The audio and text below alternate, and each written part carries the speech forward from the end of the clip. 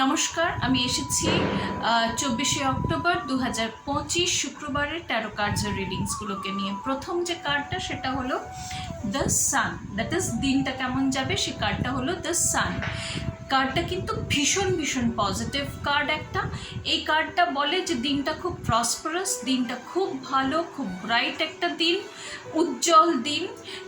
দিনটাতে আপনি মানে নিজের যে এবিলিটিসগুলো আছে, নিজে কি করতে পারেন বা নিজে কি, সেটা আপনি পৃথিবীকে জানিয়ে দিয়েছেন এবং সেটা খুব পজিটিভ জায়গায় একটা পৌঁছে গেছে। দিনটাতে আপনাকে একটুখানি শিশুসুলভ ইনোসেন্স রাখতে হবে, দ্যাট ইজ মনটাকে খুব খোলা রাখতে হবে, খুব শৈশবের যে ইনোসেন্সটা থাকে সেই ব্যাপারটা একটুখানি রাখতে হবে।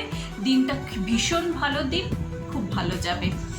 তারপরের কার্ডটা যেটা নাকি আপনাদের ক্যারিয়ারের কার্ড, সেটা হলো দ্য 8 অফ সর্ডস।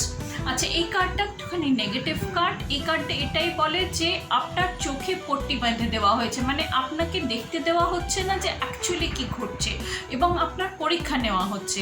তো আপনি একটুখানি সজাগ থাকবেন, আপনার চারিপাশে কি হচ্ছে সেটা একটু দেখবার চেষ্টা করবেন। যে ঘটনাটাই ঘটছে আপনার সামনে, যে রাখা হচ্ছে যে জিনিসটা, সেটার একটুখানি ভিতরে ঢোকবার চেষ্টা করবেন যে অ্যাকচুয়ালি কি আছে সেটাকে। তাই বলে কাজটা অবহেলা করলে চলবে না, কাজটা করতে হবে, প্লাস এটাকেও দেখতে হবে যে কি কি আছে। একটুখানি অ্যালার্ট থাকতে হবে দিনে, সজাগ থাকতে হবে দিনে, যাতে করে ওই যে চোখে পট্টি ব্যাপারটা অতটা বেশি কাজ না করে।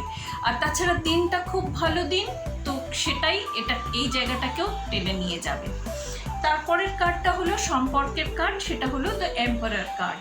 এই কার্ডটা ভীষণ পজিটিভ কার্ড। তো আপনার সম্পর্ক সম্বন্ধগুলো ভীষণ স্ট্রং হয়ে গেছে, আপনাকে অনেক প্রোটেকশন দেবে, আপনার সাথে থাকবে। আপনাকে হয়তো একটুখানি স্ট্রিক্ট বা একটুখানি ডিসিপ্লিনড হতে পারে, বাট কিন্তু আপনাকে খুব প্রোটেকশন দেবে, আপনার সাথে থাকবে, আপনাকে ভীষণ স্ট্রং এবং শক্তিশালী একটা জায়গায় পৌঁছে গেছে আপনার সম্পর্ক সম্বন্ধগুলো, বন্ধু বান্ধব সকলেই। তো একটা কার্ড একটুখানি খারাপ, বাকি দুটো কার্ড খুব ভালো। এই দুটো কার্ডেতে মিলে ওই তৃতীয় কার্ডের জায়গাটাকেও টেনে নিয়ে যাবে।